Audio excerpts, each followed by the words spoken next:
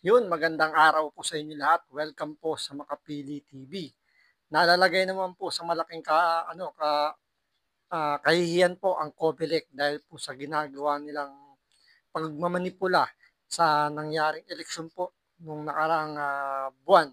Kasi nga po, yung mga ibinoto ng taong bayan, ayaw nilang paupuin tulad ng Duterte Youth Party List at yung nakalaban po ni Abante doon sa Maynila. Bali, ang nangyari ngayon, dinidisqualify po ang Duterte Youth para makapasok po yung ibang party list na nando sa ilalim. Tapos itong nakalaban naman ni Abante, ginawa ng issue at ang malamang sa malamang ang uupong congressman dun sa Maynila ay itong si Abante. So ito, panoorin po natin itong naging reaksyon ni Banat Bay sa pambabalahura po na ginagawa ng COMELEC ngayon. So ito, panoorin natin. Ha? Bakit? Kasi ito may mainit na issue eh. Alam nyo, yung pagka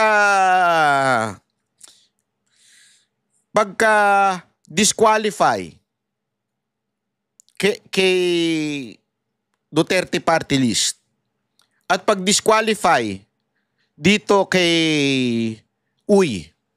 'Di ba? Sino si Congressman Uy? Siya yung nahalal na nanalong congressman sa Maynila. Biglang sasabihin ng COMELEC, hindi tama yung yung pagkakandidasi mo. So tanggalin ka na, si Abante na lang uli congressman. Mga kababayan, malaking issue ito. Malaking issue ito. At sa tingin ko, opinion ko lamang to, may kamay dito si Speaker. Alam nyo, mukhang totoo talaga yung sinasabi ni Katon Ying. Sabi nga ni Banat Bay, di ba? Napakalaking issue nitong ginawa ng COMELEC. Sabi nga ni Katon Ying, garapalan na talaga ang ginagawa ng administrasyon na ito. Doon pa lang sa mga budget na pinagkukuha, unang-una dyan yung Maharlika Investment Fund. Bilyon na ininvest dyan ng gobyerno natin, kinuha yung pera ng PhilHealth, tapos yung national budget natin, ginawa ng hocus pocus, yung impeachment ni Vice President Sara Duterte, talagang tinatrabaho na kahit alanganin, tapos yung pagkidnap kay Pangulong Duterte. Ngayon, ito naman po ang COMELEC. Yung mga nanalo ayaw iproklama dahil ito against sa administrasyon. At ang ilalagay nila ay yung mga lumalaban sa mga Duterte. Diba? Opinion ko lamang to ha. This is just an opinion and it might be wrong. Pero sa tingin ko, naku po, may kinalaman ba dito si Speaker? Ako'y nagtatanong lang. Tinatanong ko dito, COMELEC Chairman, kinausap ka ba ni Speaker?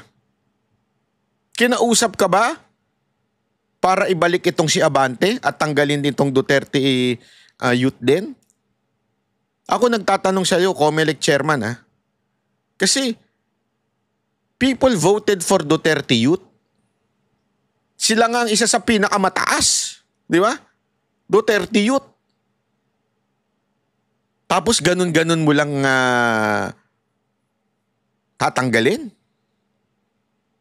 O, tapos eto pang si Uy. People, Manila citizen voted for Uy. Tapos biglang sasabihin mo lang, hindi, forfeit yung kanyang candidacy. Ano ba to? Dahil ba maraming ginawa si Abante? Again this is a question. Sana wag ganito. Pakinggan po natin itong paliwanag ni ni Cardema. May punto siya dito eh. Bakit? Ito ay pwedeng gamitin kay VP Sara Duterte sa 2028. Kunwari nanalo siya. Ay baka sabihin nga, ay sandali, forfeit yung candidacy mo kasi may mga kaso ka. Diba? Kasi yan ang ginamit sa Duterte Youth. Again, trial ho ito. Trial tong ginawa nila. Parang yung ginawa kay Pastor sa KOJC, trial yun eh.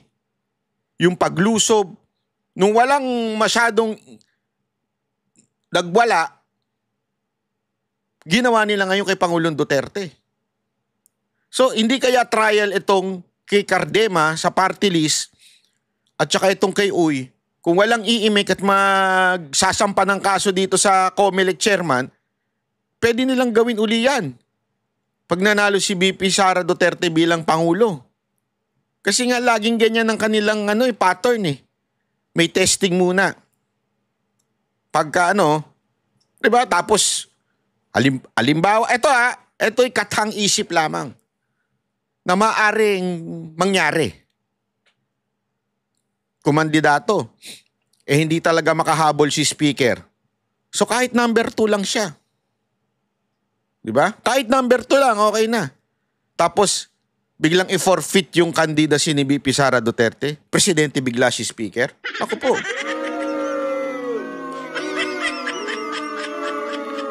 At remember at that time, they're still in power. The command from the police and the AFP ay nasa presidente pa, na kay Marcos pa. So kung sino ang pumalag, pwedeng ikulong kagad. Di ba? I mean, ito'y katang isip lang. Opinion ko lang to na maaring mali, maaring hindi mangyari. Pero kung iisipin mo, kasi yung mga, sabi nga nila, yung mga imposible, nagawa nila eh. Imposibleng bitbitin si Pangulong Duterte, nagawa nila.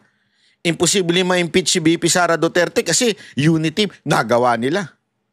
So lahat ng imposible, kaya nilang gawin. Di ba? Panoorin natin to. Kasama po natin ang chairperson ng Duterte Youth Party List. Ukol pa rin po dito sa desisyon nga po ng COMELEC 2nd Division at tatanungin po natin ang kanilang reaksyon. Sir Ronald Cardema, magandang umaga po. Good morning po, ma'am. Good morning po, sir. Thank you for being on the show. Nagdesisyon na nga po ang COMELEC 2nd Division. Kinansela po ang registration ng Duterte Youth Party List. Ano po ang reaksyon niyo, sir? Masabi ko, kalokohan yun. Una, ang naging boto ay 2-1. Kasi 3 lang sila sa division. Dun sa 1, yung bumoto para sa atin, yung mismong presiding commissioner ng division. At kami nga nagpapasalamat kasi kinontra mismo ng presiding commissioner lahat ng sinabi nung dalawa. Ang sinasabi lang kasi ng mga petitioner laban sa atin, nung 2019 daw, unang-una meron daw tayong hindi pinablish sa dyaryo. Tapos meron daw tayong hindi ginawang hearing. So yun yung sinasabi ng dalawang commissioner. Alam nyo yung sabi mismo ng presiding commissioner sa pagkontra niya dun sa dalawa, naka-state naman sa dissenting opinion, it is never the fault of Duterte Youth Party List.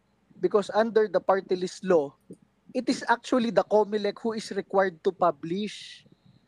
Ayan, nalinaw niyan. Yung sinasabi ng dalawang commissioner, 3 daw yung commissioner. Yung pinaka-head doon, nung committee na yon, mismo nagsabi, walang problema yung sinasabi niyong publication kasi nasa batas natin ang magpapublish ng publication na Duterte Party List ay tayong COMELEC. Mismong head noong committee na yon. Yung dalawa, ewan ko kung in-appoint yun ni Marcos.